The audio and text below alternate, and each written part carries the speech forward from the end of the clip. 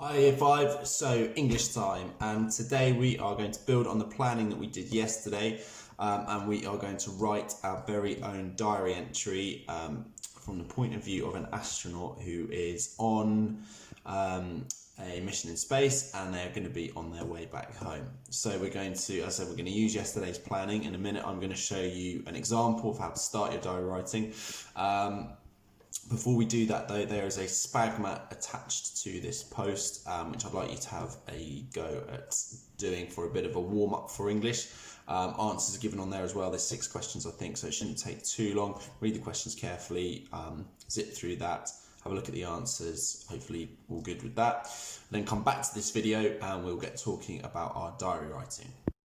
So yesterday we used this template here to plan our writing, and on the top, or sorry, the side of that template, just there is a success criteria for what we should be using. So it should be written in the first person, past tense for most of it, but I'm going to talk to you about that in just a second. We need to use time connective to show when things have happened.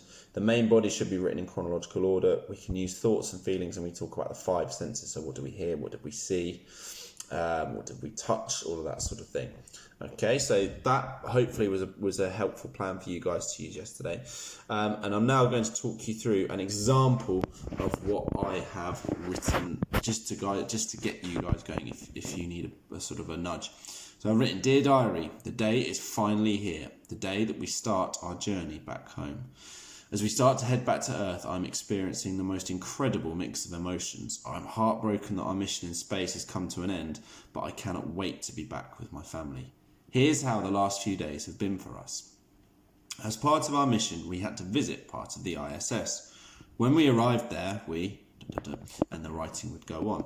So obviously in our plan it says about using past tense, writing the past tense. Now the main body of our writing, so when we're talking about what we've experienced in space, that should be in the past tense.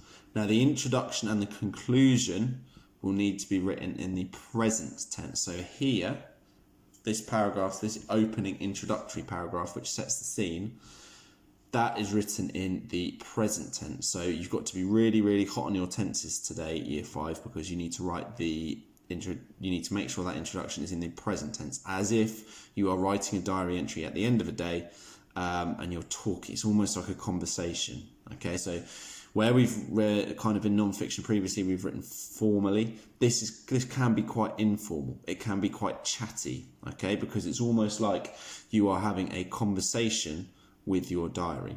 Okay, so this document here is going to be attached to the tapestry post, so you can look at it. You can magpie a couple of ideas for your introduction if you like. When you get onto the main part of it, obviously that is talking about what you've seen and experienced in space. And then at the end, for the conclusion, you need to talk about how excited you are to be back home. Okay, now obviously you can be as descriptive as you like.